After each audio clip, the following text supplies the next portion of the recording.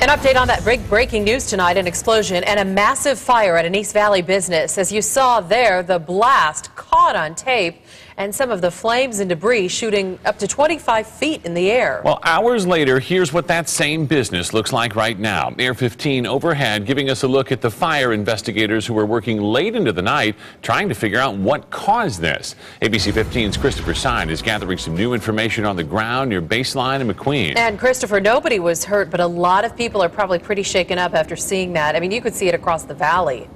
Absolutely, they were shaken up. This was a very intense fire, Katie, and I'm just east of the scene, and you can really still smell the smoke in the air. I want to step out of the way because I want to give you a live look from my vantage point. You can see the large plumbing supply business there is still smoldering.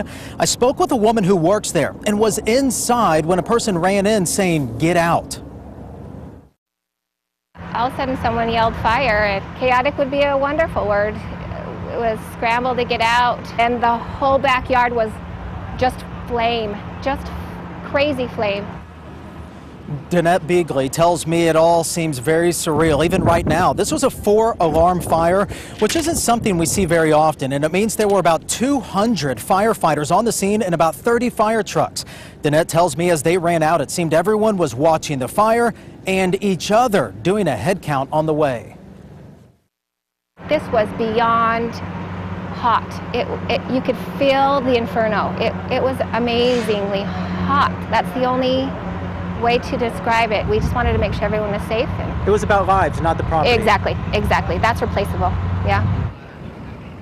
And just before sunset, you could still see firefighters dousing the area with water. As for what started this, the owner tells me there was no welding going on, so they just don't know at this moment. As for the business itself, the owner says it's a complete loss, totaling about $8 million.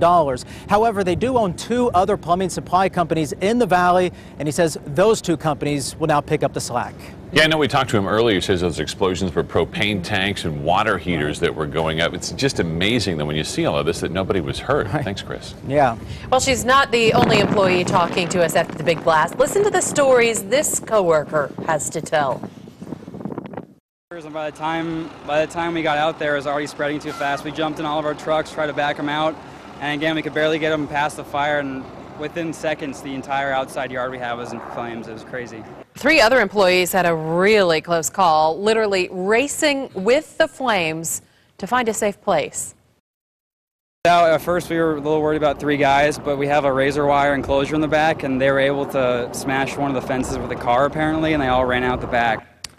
Well, the smoke alone was a major concern for an entire neighborhood just a little bit east of this fire. Look at this. You can see it blanketing the homes, blocking out the sun at times. Officers went door to door telling people to leave, and they were even worried about us during the evacuations. Everyone's getting overwhelmed with smoke. Okay. You probably are too. Yeah, that's why I got the mask on.